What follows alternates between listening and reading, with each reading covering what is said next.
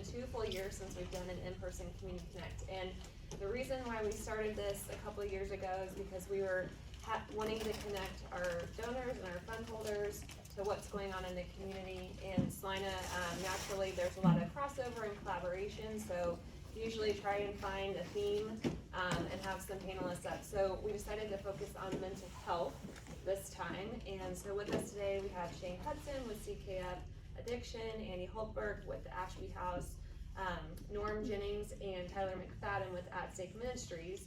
And each of them will give us just a 10-minute update on what their organization does, how they're working together, maybe collaboratively, if there's any special updates. And then at the end, we'll have time for questions that you can ask the panelists. So with that, we'll get started with Shane. Awesome. Thank you all for having us. Appreciate it. I guess a little bit about me. I've been at CFK for 12 years. I've been in the CEO role for 4 years. I went to school to be a private practice mental health therapist, and I did all kinds of different things. So I've worked in a mental health center as a case manager, as a therapist. I've worked in child welfare and done at-home family therapy and court reports through that system. I went to CKF looking to kind of expand the mental health counseling services at CKF in Junction City, and just really kind of fell in love with the work. I didn't really know what my passion was going to be, but I think as I've really been at CKF a long time and seen all kinds of layers within our organization, worked with a lot of great people, my focus is really there's inequitable care being provided or even connected to patients in healthcare who have addiction. So what I mean by that is, of all the people that could be diagnosed with addiction, it's 1 in 10 across the country, ages 12 and older. Only 1 in 10 of those people get connected to healthcare. Only 7% of the people who are those 1 in 10 of 1 in 10 getting connected are referred by another healthcare provider.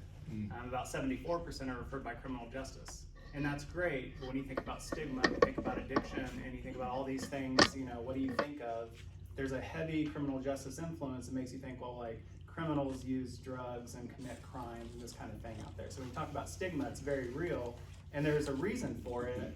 But as we're seeing the tip of the iceberg for people actually coming to treatment, most of whom are being referred by criminal justice, a lot of stereotypes build off of that. What about the 90% of the people who aren't showing up in treatment settings? What do they look like? What are they like? They're your friends, they're your neighbors, they're your relatives. There's people in the community who just aren't getting connected, and there's different reasons why. I mean, an acute circumstance such as criminal justice involvement, you're told you need to go, and you're very motivated to go. An acute circumstance such as walking through a hospital setting and having, you know, maybe it's an overdose, or maybe it's extreme use, or maybe it's cirrhosis of the liver, or whatever it is affecting your physical health, that increases motivation to go. If you're managing okay and you're kind of concerned that you might have a problem, is this diagnosable, is it addiction, can I change it myself? There's all kinds of reasons why people don't step through the door and say, hey, I need help with this. Some of it's the stigma. However, some of it has to do with, is it safe to say out loud? Will my healthcare provider listen? Am I gonna lose my job, my kids, my situation in my community, etc.? Is it really gonna help me? Is treatment made for people like me? There's all these things where when you talk about addiction, it's been over here on the side, and it's like, well, people go there, they're referred by criminal justice, they drink coffee, they smoke cigarettes, and that's treatment. And that's ridiculous, and that's like this weird, it's a behind the curtain thing. But it's healthcare being delivered by professionals. CKF specifically, we're tobacco free. We treat tobacco use disorder. We provide medication for tobacco use disorder, nicotine replacement therapy. The majority of patients who pass away that are in mental health services or substance use disorder specific services, it's because of the result of tobacco use. It's not because of their primary diagnosis with other substances or another diagnosable mental health disorder. It's most often related to tobacco use. So it's insane not to treat it at the same time. I won't get into all the coding things that really frustrate me about being able to treat it primarily with all these services. But with all that being said, I went to school to be a therapist. I ended up at CKF, got my addiction counseling license. I'm a clinical psychotherapist, clinical addiction counselor. But as I got into an administrative role at CKF and really wanted to change the landscape in Kansas, I went back to school at UT Austin and got a degree in healthcare transformation. So I got a master's in August of 2020, finished that program. So really when you talk about healthcare equity and addiction and how it fits in the picture, we need to screen for it, we need to talk about it, we need to refer patients who want the service and not treat it like this other thing that doesn't really affect people who aren't criminals. So CKF's done a lot to connect with agencies across the state. I did hand out some information. I won't go in deeply to all of these. However, the front page we created for healthcare providers. that is really about how to engage patients and talk about addiction. What's addiction? What's substance use disorder? What if I get assessed and I don't want treatment yet? Am I going to be forced to go? Kind of these questions that happen up front. We also created these for all 3 Kansas state Medicaid organizations, and the only difference is the title says engaging members. So members of the state Medicaids could also have these conversations with the care managers through those organizations. So this is just a really good information sheet as you say, you know, I want to be able to talk about addiction in the right ways. What's the language I use, etc. The other sheet that I included was our Pathfinder Recovery Center form. Pathfinder is available to anyone. It doesn't cost a thing. There's individual services, there's group support services, there's opportunities to sign in via telehealth with our Zoom codes that are listed there. So anyone who wants to use that service, if they're not in treatment, if they're a family member of someone who's struggling with substance use, if there's someone who is in treatment or has finished treatment or whomever can utilize the service, you don't get charged for it. And really, if someone wants an assessment, this could be a way for them to get comfortable with what CCAP has to offer to do an assessment and start treatment. If that's appropriate for them, that's what they want. So just a really easy access point that's available at our 617 East Elm location here in Celina in person, but also available virtually. And as I'm talking about that, to peek at this map and talk about what we've done with healthcare, this includes local providers as well as we work with Celina Regional, the health department, Celina Family. The mental health center is also, you know, plenty of agencies in town, but when you talk about this map and healthcare agencies, it's really an attempt to affect healthcare in ways that screening's happening, these conversations are happening. That we've trained the staff on what addiction is, what it isn't, and how to support patients already coming through their clinics. Because the data around screening patients in primary care is that 25% of them would screen positive for moderate to high risk use. That's not saying that a quarter of the patients going through any primary care clinic are necessarily diagnosable. That's saying that there's reason to look at it much further and understand the patient more. And if they have all this going on, this 25% who have moderate to severe use happening, how do you treat any one health condition well if you don't understand this component of their functioning? So we've done a good job with these clinics across the state, partnering and doing tons of trainings, information sessions, telling them their patients can connect to CKF for telehealth assessments and get connected to treatment via that avenue. But we want to keep working with healthcare facilities to do a lot more of this. So just another example of how we're trying to affect healthcare. And this last thing I just threw in here because it's our annual report that we just got finished a few weeks ago. So if you all want to dig in deeper, I won't go into length in that. I will just say that in Celina, what we've really been focusing on, and COVID, you know, changed everything for everyone. So we faced it head on and said, well, we might close in the middle of this, who knows, probably like everyone did at their work and business, but here's what we're gonna do. And we still currently, because we focus on quality through this process, we have telehealth groups and in-person groups. We created a hybrid model with OWL cameras, and we have patients coming in person. We have also patients signing into the same group from home. So we've done that. We've seen that our 4 Celina treatment groups, and we have some other ones with peer mentors, but our counselor-led outpatient treatment groups in Celina, there's 4 of them. There's one in McPherson, there's one in Abilene. There's patients who live in Celina who are attending an Abilene group via telehealth because, you know, weird things happen during just getting people connected. There's people attending from all over the state to some of these groups, and what we need to do over time is understand how to provide a great local service and a great service statewide. The local patient should always have options of in-person and telehealth. You can't just choose one over the other because options are good, and telehealth isn't the best. It's the best for some people. And in-person is not the best, it's the best for some people, and some diagnoses in some situations. So what we want to do is keep those going in a quality way, keep learning and reiterating that model. But right now, our treatment groups are doing very well. Our attendance went up from 64% to 75% over the last 2 years and is held there. And we've never seen that before. It's always been about 60, 64% attendance with our outpatient groups. So really good things happening there, but not to neglect the in-person model. Our residential program, which is a 30-bed maximum program, was affected by COVID because of our testing process to make sure 2 patients who have negative lab tests for COVID can then be in a room together. We couldn't have all 30 beds open because you have to have a room available for 1 person to be in for a few days. So I think our max has been 22 here for a while, and you see kind of 17 to 20 patients in rooms, but you need that extra room available. So I hope in March or April, we can smooth out that process, get people paired together more quickly and have all 30 beds functional. And it's just because, not that those rooms are off limits, we've had to use them to satisfy this process of safely getting people into treatment. The residential program at CKF is it's a 30-day program, depending on insurance.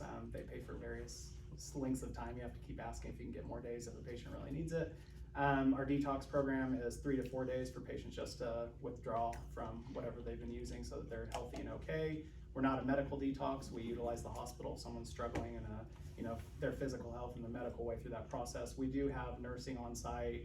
I think it's 16 hours a day, Monday through Friday. We have on-call nursing. We have a APRN who oversees our nurses, and we have a medical director who oversees all of the medical staff. Our MAT clinic, which is medication-assisted treatment, primarily for opioid use disorder as far as the number of patients coming through and what they're receiving. However, we do treat alcohol use disorder as well, because there's medications for that. We have 175 patients coming through that clinic, and really a few years ago we probably had 50 patients, so we've really grown that service, and through some federal dollars, an opioid grant that's come to us for years now. So that's a big focus. Partnerships with places like Ashby House, that Andy, I think, had a great idea, man, right after we first met, and you've really been speaking this language to everyone, is like, how do we partner in ways that we all do our best with the thing that we're best at, and come together and not dilute our focus and I'm all about that too. What are trade-offs? Should CKF do things that the mental health center does and try to be the best at substance use disorder? And by the best, I mean patients achieve quality outcomes and they get healthy, and we keep trying to make that better and better and better. And the answer is no, and we had some therapy services at CKF. I started at CKF for that, but I felt like it kind of dilutes the focus. We need to partner with organizations to do that well.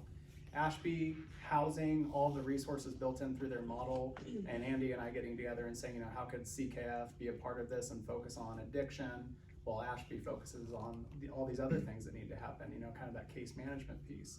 And that's been great since February 2020. Yeah, 2 years now. 2 years, and we've just seen great success in that. There's 30 beds available. We try to have about 20 patients in there at any given time. There's some months it's a little bit lower. There's been some effect of COVID there, but I think we've been super lucky overall. Yeah. There needs to be room for children to come with women who are staying at that facility, and my brain's not working right now. Is it a 90-day maximum typically? Yeah, and then they can And then connecting to, an extension can happen if we can get all that covered, because with the services that are provided and CKF, gets reimbursed for that, patients don't pay for the housing piece. We pay Ashby House to make sure that the housing's intact. So women who are staying there with their children don't have to pay to stay in the facility. They're receiving the services. They do have to attend the treatment program as it's outlined, but they're also looking for employment. They're also understanding how to function outside of treatment and in the community. So that's been a really great thing. We hope to expand that type of service to other communities as well, because there's been a lot of success with it. What else? Is there anything you want to say about that program? I know that partnership's been really amazing. It might be a good segue. Are you done? Okay. Yeah, I can talk about that. Sure. You can keep going. I don't know. Ashby House, we've really kind of zeroed in on what our mission is, and so we kind of simplified it a bit and just said Ashby House is about supportive housing. That's what we do. When we mean supportive, we're talking holistic. We have everything from life skills to parenting class to financial literacy, and then we're going to with treatment, we don't want to duplicate those services. So partnered with CKF to do substance use treatment out of our facility, and what the real benefit is, and the reason we see the attendance rate so high, I think it was like 97. Yeah, especially at that program. Yeah, because it's on site. Right. So they have offices. CKF has two offices for a peer mentor and a therapist on our campus, and their life skill. It's where they meet in group and everything, and so we also have childcare for clients so they can focus on their treatment, and so that's been good. And then we, with mental health and mental illness, being that dual diagnosis, what comes first, the addiction or mental illness? Well, you can't really tell all the time. We have partnered with St. Francis Ministries to provide a therapist on campus. So we're trying to treat both the mental illness and those who qualify for that and substance use at the same time. And so we want to surround these individuals. And what makes this particular program very unique is that it's for women only, and they can have their kids with them while they go through treatment. So we're seeing a lot of women over time gain custody of their kids if they're there, if they're court ordered there, or or they at least get visitation rights back. And that's, to me, one of the biggest victories or wins that we have, is when we see those kids thriving, because you can treat poverty and addiction but the biggest hope is with the kids. I mean, to break those cycles of poverty and addiction. And you can make the difference in adults' lives, don't get me wrong, and we do see that, but you think about providing a stable home for a child who doesn't have to guess, after school, where if they're gonna come back and all their stuff's gonna be on the curb because they're getting evicted, or it doesn't have to guess what their meal's gonna come for, their next meal, if they're gonna be able to eat when they get home. And being able to have that structured supportive housing. So we have 3 major programs. We have the shelter, which is for families, and it's usually a 48 hour emergency stay, and if they stay longer than that, then we're asking them to enter the program itself, where they're meeting with the case manager, they're working on employment, documentation if they need it, all of that, going to parenting classes, going to financial classes, and all of that. And then, sorry, phone's buzzing. And then we have, so that is in that little house that it's just right over here across the street.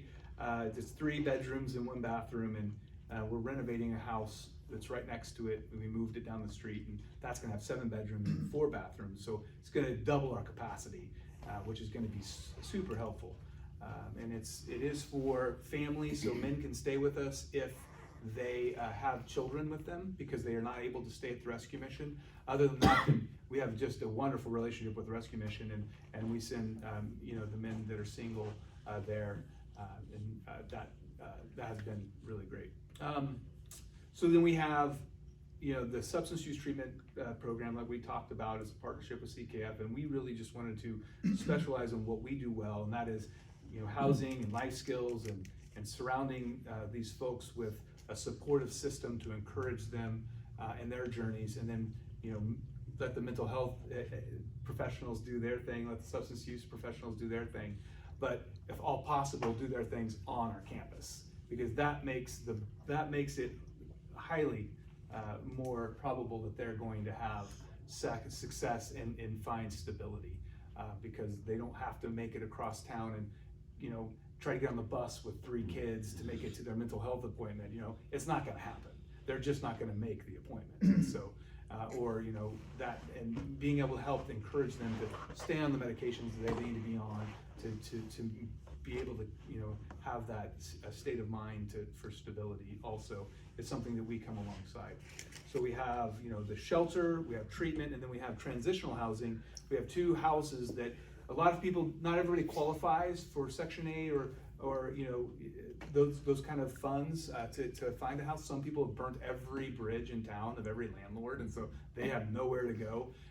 And so we have the program where that's the only thing that we have on our campus that has program fees, because we're trying to teach them how to budget, how to be responsible for paying rent, and it's very minimal, but they do have to pay to stay in our transitional housing unit.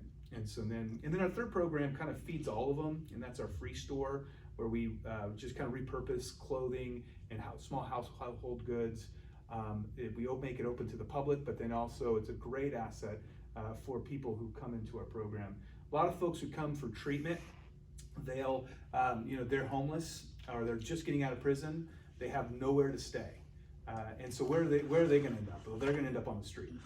And it takes sometimes a couple weeks before they qualify to stay at Bridge House. And so that's where we're seeing our programs kind of be integrated. So now they stay at the shelter. They'll show up with just the clothes on their back. They don't have anything more.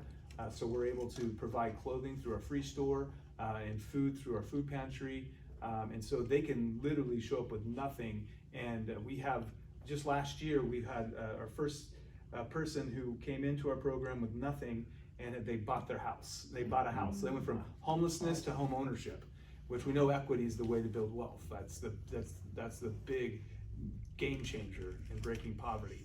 And so we're hoping that we have a fully integrated system that walks people, the ones who want the help and are able to work that, to be able to get them. They had down payment help from the Nate Hansen Foundation. So that was amazing, and she's just doing phenomenal. Gosh, I'm sorry, I'm talking quickly. I think transitional housing on the other side of treatment, that some women connect into that. Yeah, and that is kind of the next step 90 days is not enough time to get clean. I mean, if you think about getting off of something like, alcohol addiction or opioids, you need much longer and you need much more support. And so our dream is to eventually have more long-term support in permanent long-term housing where people can live and still have that peer support and a case manager who's checking in on them and making sure that they're staying stabilized. Because, a lot of people come through a program, they're doing well for the first month or two, then they lose a job, or they're not used to managing, bills, and those stressors come back up, and where do they go? They go back to their escape, which is typically their addiction, and the cycle starts all over again. And so having long-term supportive housing, in my mind, that both includes mental health support and substance use support, I think is a great, great model that could eventually work really well. Yeah, that's all I had. So, mental health. When we work with people, we think of the 4 quadrants of health, and mental health is one quadrant, physical health is one part, emotional health is one part, and then spiritual health is another part. Stake Ministries works to collaborate within all of those quadrants to, I guess you could say holistically, try to help a person into their best life possible, okay? We work with kids, usually late grade school up. We work with youth, we work with individual adults, and then we really got our start working with couples and counseling alongside couples. So what we see is that our health areas, 3 out of the 4 of them, we kind of say that we're going to work on them when we feel like it, okay? When we're motivated to. My physical health, okay? I'll get up and walk with my wife when I feel like it, or as said earlier, when you kind of have this forced need or forced desire to do that. So a lot of what we do in our ministry is what are the obstacles to that? What are the burdens to that? And so we will come alongside of an addiction specialist. We generally need people to be free from that addiction for a period of 60 to 90 days to make sure that the counseling that they're going through is going to stick mentally, and they're not having still metaphysical struggles from the addiction. But when we move past the addiction and we start to say, how are they integrating back into society? Usually there is carnage in every relationship that they've ever been involved in.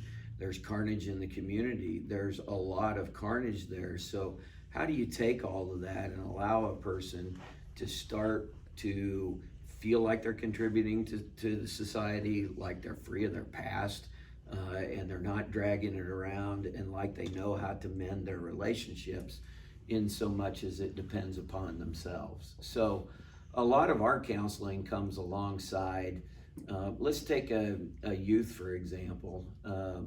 I think the older that I get, honestly, the more I say, boy, this world is just a lot worse off today than it was. And maybe that's a thing of getting older.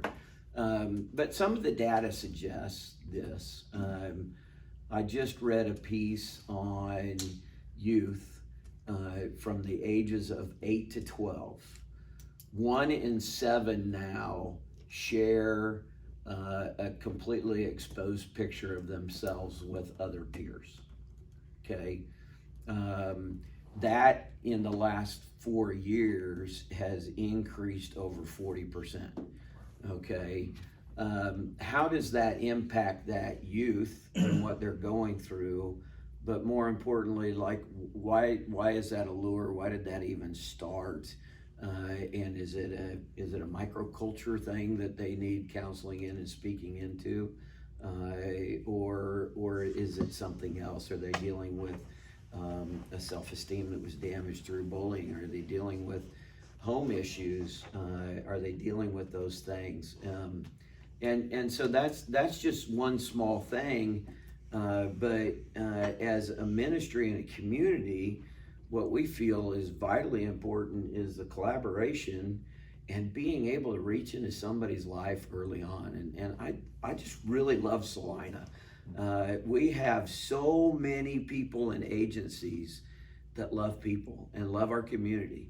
And the more that we collaborate together and work together, then we can take care of this thing that happened with that youth when they were 11 before they're 23 and they've lived in those struggles, whether it's an addiction or whatever it is, for over half their lives. And then you're trying to help them to rewrite their lives. So for us at Stake Ministries, we just come alongside. It may be a doctor. We have many doctors that we collaborate with, and they have clients or a patient that is right in the middle of a divorce. There's been infidelity or something like that. And so we have the medical professional that is helping to treat and helping to treat the mental aspects of it. And we'll collaborate with them and work on the relational, we'll work on the emotional aspects and the spiritual aspects. That's one of the core things that differentiates at Stake Ministries from others is we do work on the spiritual aspects, which we know not everybody has a need to work through the spiritual issues when they're working through things. But that is a primary for us. So mental health is a huge part. It's more known and more studied. There's more understanding, which splits into more diagnoses and more micro. And we get to understand more and more and more of those aspects. So then coming alongside a mental health professional and understanding what they have known about this person, what their struggles are, and then applying it into relationships with their family, if it's a youth, with their parents. If it's a husband that's got a new struggle, then how does that work within the marriage? And then how does that work within the family? So we oftentimes have counseling that integrates all that together and continues to collaborate with.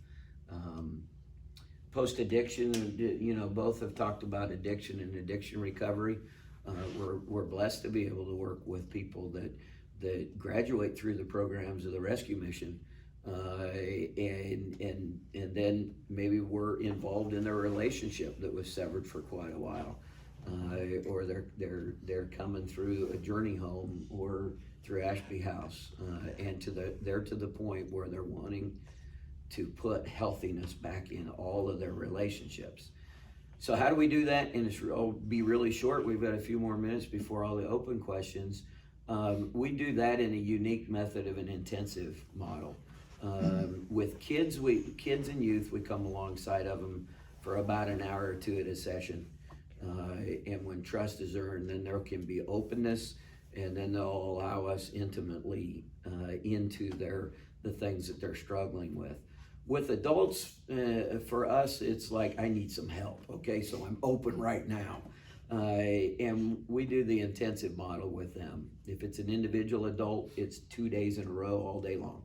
And then we'll have lunch together. If it's a married couple, then we'll work with them 3 days in a row. That gives us the ability to go back and find healing from past pain, to address the strongholds or the damage that existed because of different strongholds, and then really go into the tools for healthy relationships and just for continual transformation. So then after that point in time, we come alongside those people 1 month after we're alongside of them, and then 3 months later, and then 6 months later, and a year later. And some find a need for us just to be alongside of them every week for a while, and then maybe every couple of weeks. So it's not necessarily meet with them one time and then we're done. We're alongside of them as long as they need help and assistance in those areas. I don't have a ton to add to that, but just being up here with these men is awful humbling. I second Norm in that Celina is full of incredible programs, incredible people that just have a heart for helping. And so what I think makes At Stake unique from the other two, while we've all got a common goal, that it's that intensive style that Norm talked about, you know, where we can set 3 days of life aside and just get down to it. The Lord just does incredible things through that style of counseling. It's not a come every other week for an hour. We're very intentional, and we get to leave nothing undone. And so I appreciate that about the model. We have all seen everybody's people, I think, in this room, and I think that's awesome. And you can see little fingerprints of all these awesome programs on so many people in our community. So just incredible.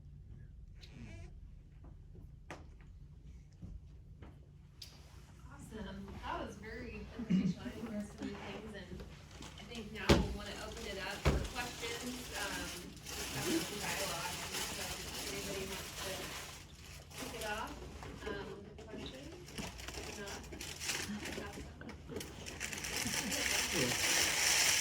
I've been in Celina all my life, went to Celina schools, my kids went to Celina schools. I know what drugs were like, and you know, when I was in high school, and kind of what they were like. Fortunately, not firsthand when my kids were in high school, but what do you think the drug use is now in high school? I mean, I don't have a connection anymore really, but. So from our aspect, and maybe it's going to be different. I coach, and I'll do that, I think, as long as I can walk, because it's a great way to form relationships and to stay relevant with youth and understanding of what they're going through. We see an awful lot of just social, chemically altered vape is very popular now.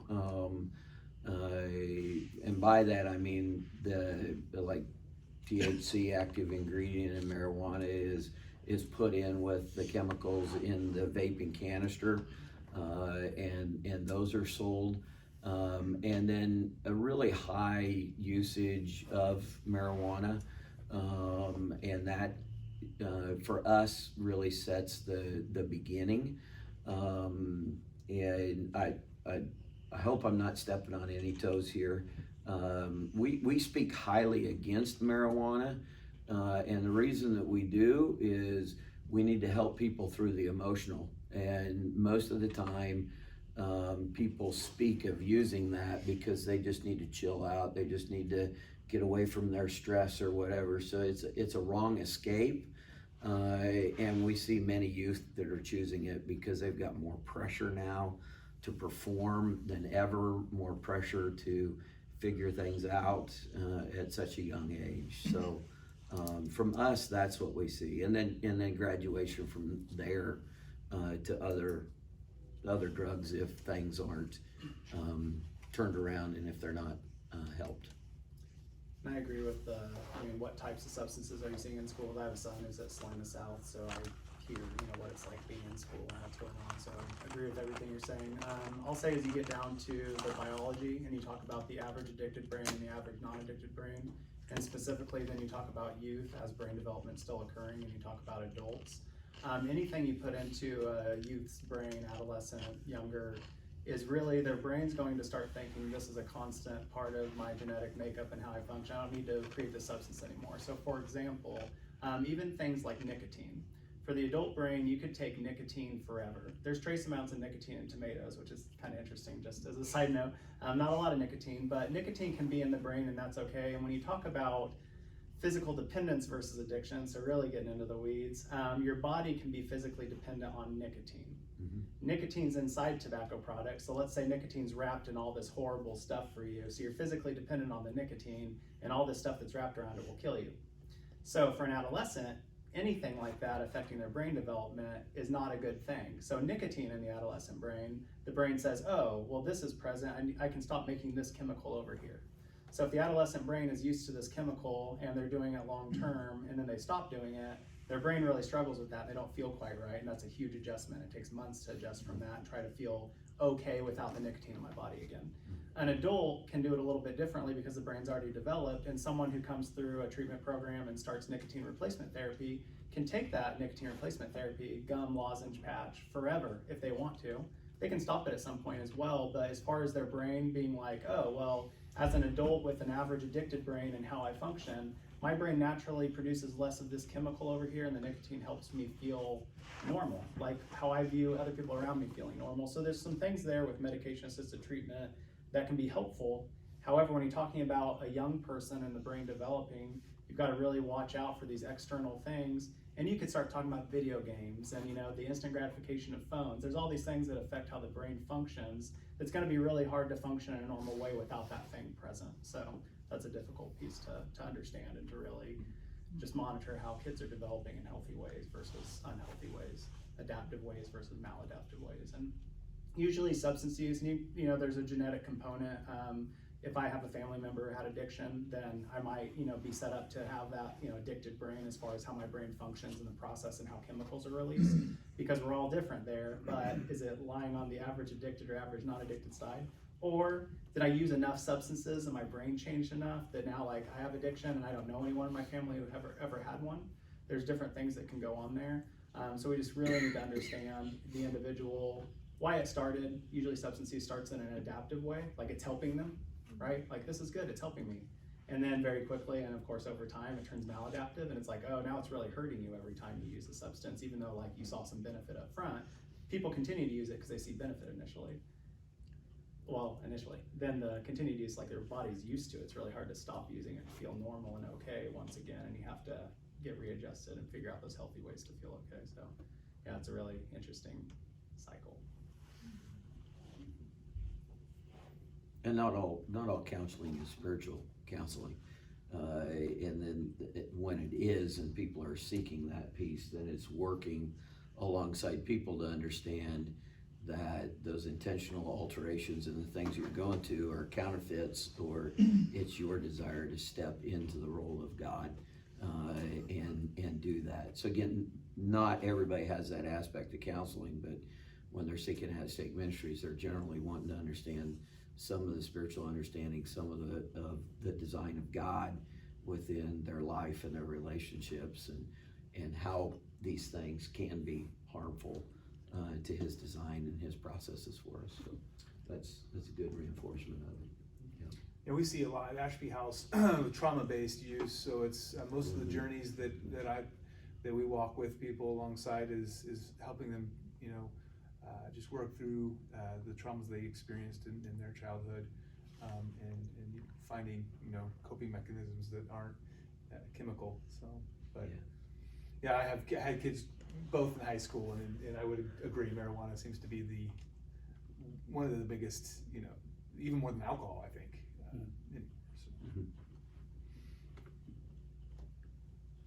What would you say in each of your operations per day is the biggest obstacle or challenge that you face? Funding. Funding, Funding leads to staffing.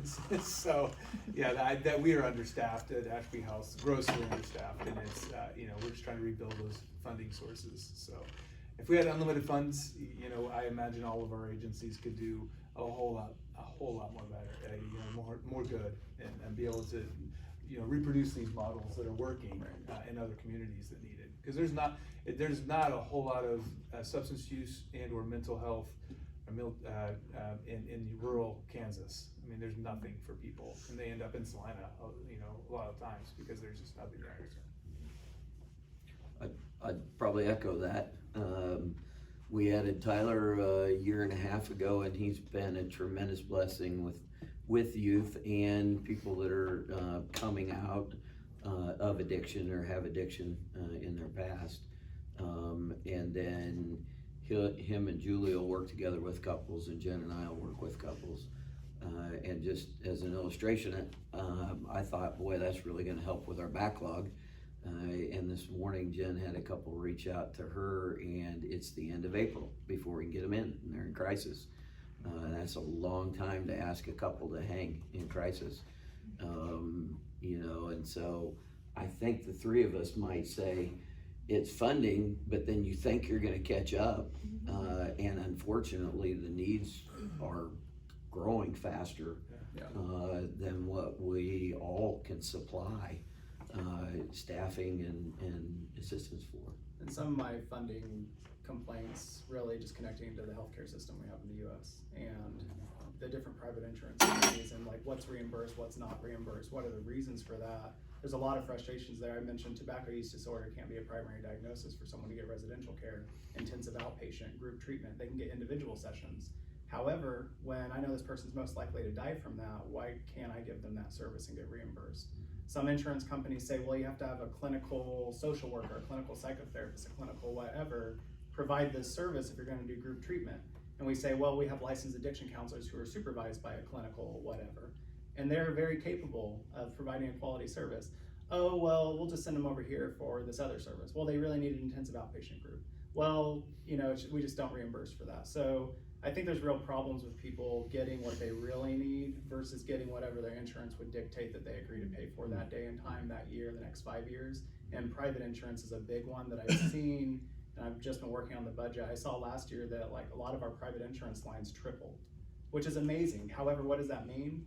It means we got non-payment for triple the services that we got non-payment for the year before because you just end up giving away free services. And that's ridiculous because a member of an insurance plan should get health care that they need and be able to access the right service, right? We'd all advocate for that as, you know, members of insurance plans. But are they gonna have to come to us and pay out of pocket? Are we gonna have to give them a free service because insurance doesn't pay for it? Their insurance is fine either way. They're getting a service. So it's like, do you tell someone no or do you figure it out? And we've accepted patients over and over again. So that's a real shortcoming of the healthcare system. So we do accept private insurance, but there's issues there. Yeah, to piggyback off of that, like, so if somebody is having mental health issues and they need, you know, medicine for that, they don't have the insurance, they're gonna need it ongoing. How does that work? Yeah, so specifically, and did you say without insurance? Yeah. Okay, so we have state block grant funding. I think at this point it's, I don't know, let's say $1 million of state block grant funding we use throughout the year. So for individuals who are 200% or below federal poverty guidelines, don't have insurance, then we have dollars to get their care paid for. There's new funding through the federal opioid grant dollars and just some things the state's been able to access as far as grant dollars to pay for medication assisted treatment, because that's not usually covered like at CKF. So when you get into other realms, mental health is a system that's here with its own funding mechanisms and et cetera. Substance use disorders here, they're separate, which is an issue. So the money that we're getting isn't going to pay for medication for other things. And we're lucky that now it pays for the medication assisted treatment like Suboxone, Vivitrol, et cetera, for the opioid use disorder, alcohol use disorder. So we do everything we can. The system has made some progress. I think there's some good things happening. It's a very slow process. But then when you start talking about physical health, and you start talking about mental health, there's other kind of silos that affect that. So that can be challenging. As far as we go, I don't know how much of that stuff the board and Norm and Jen knew in the beginning, but it was on the heart from the beginning that cost would never be a factor in someone coming in to get services. So for over 10 years now, thousands and thousands of hours of service, we haven't had to bill for a single one. We are completely funded through clients' donations, private donations, and it has worked like that. So money will never be the reason why someone can't come to us. Except for not being able to hire more staff. And, you know, praise the Lord, we just did that 1.5 years ago, so that's, you know, we'll see how quickly he increases it the next one. What does the process look like for some of that additional funding you talk about as far as applying for it and turnaround time to getting the funds? when I talked about the state block grant funding or the opioid dollars. All of it. Yeah. So the state block grant, we get an allocation based off of utilization from the prior year. And then around December, January, because that's the middle of the state fiscal year, we can ask for more dollars and they can see if everyone's used the money that was allocated to them or not, and they can give us more. So for instance, I saw that in the first 6 months we spent, I can't remember exactly the amount, in the first 6 months it was $115,000 a month from that block grant. And then we did calculations and saw we had $94,000 per month. If we didn't get more dollars, then we're gonna do less service, if it's apples to apples. So I asked the state for $200,000 more dollars and told them why, and they gave us $200,000 more dollars. So there is that process in place. Because we're a block grant provider, that if you're a substance use disorder treatment facility, you can apply to be a block grant provider, and then it falls in line with your state site visits and all of that to make sure you're the type of facility that should be receiving these funds and you're doing good work. So that's one process. The federal opioid dollars, we were actually a recipient to cover 65 counties in Kansas for about 3 years. And for the last couple of years, because now it's in, I can't even get into all the titles, they've called it each year, it's kind of changed. You can, if you go through the block grant reimbursement process I was just talking about, access on the back end these federal opioid grant dollars. So we bill through the same system because it's all managed by the same agency, and then on the back end they say, oh, this is a grant recipient. So the dollars pull from over here and not from our usual bucket of dollars. So in patients who go to other facilities, we can actually reimburse facilities, medication-assisted treatment. We can pay Celina Family Healthcare for their doctor's visit and for the medication because it's for an opioid grant patient. So we get paid and we cover the service, they invoice us. So there's that too built into those dollars that are available. Which has to be overwhelming. Some of that, I'd put in a plug-in for him with during the COVID times and elective surgeries being deferred, which would be the knee and the shoulder and those kind of things. I read just the other day that the opioid prescriptions were up over 400% and addictions are up 43%. And overdoses are up a lot. A lot. Yeah. So, I mean, when you hear that, we all need to be in awareness of the needs, like just doubled.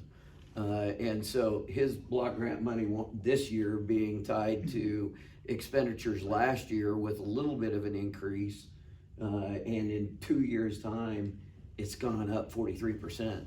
Is like, how do you even keep your head above the water? Not just talking about staffing, but I said only 10% of the people who need care are showing up. So what about when the 90% do show up? I mean, our system can't manage it, and it's because we haven't really built it in the right way. But you have to figure out those changes and start preparing for that kind of stuff, and then get more people into healthcare. So, it's gotta be overwhelming. A lot of pieces. Yeah. Given the staffing that your budgets can handle, are you able to find the people? Say everyone's fighting over Yeah, licensed same. addiction counselors. I mean, there's Yeah. $4,000 sign-on bonuses at Meir and Hutchinson. We've paid $5,000 to $10,000 sign-on bonuses to get staff during COVID. It's crazy. Yeah. Finding And- nursing, and it took us And a competing year maybe, to find a nurse. maybe as an illustration, when you stop at Quick Shop next time, you'll see the advertisement for the assistant manager, and it's now $58,000. Yeah, competing with box stores and there's a lot the more. benefits, Yeah. the health benefits they get, we can't compete with The those. salaries are lower, Hourly the benefits rates. are low. So that makes So it the most difficult. Yeah. Not even just, we talk about licensed staff, but residential technicians through our residential facility. I mean, Subway, I think the sign said, you get hired today, you get a raise in a week, and you get another raise 2 weeks out. I mean, it's like, you've gotta compete with that. And when I say, well, let's give 10 staff $1 an hour raise, and that's $2,000 per staff, that's a chunk of money. And then you wanna do it again 6 months later, and you're like, can we afford to do this? So It's problematic. there's always competing factors, and especially now, after and during COVID. And the people who are working as case managers at Ashby House are doing it because they love to do it, not because it's the money, because they could go work at Target and make more money and have better health benefits, so. Maybe less stressful. Unless you. Maybe. I don't know, those Target customers Yeah. can be pretty crazy. Yeah. Wild.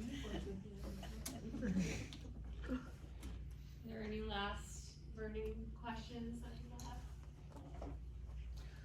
I think again, the last thing that I'd like to reiterate, Jessica, to you and Celina Community Foundation, your staff, and all of you guys that are here to listen to the panel and watching it, is we have a solidly phenomenal community of people that love people, and we thank you for what you're doing, and we thank you for the support of the community that helps us all just to love on and take care of people better. Thank you. Yeah, thank you. Thank you. You're doing the hard work. Okay. Well, we will do, for those in the room, Annika and I were kind of brainstorming earlier, so we'll do another one of these in June, so stay tuned. But I think we've got some fun ideas up our sleeves, so. Thank you. Thank you. Thank you for having us.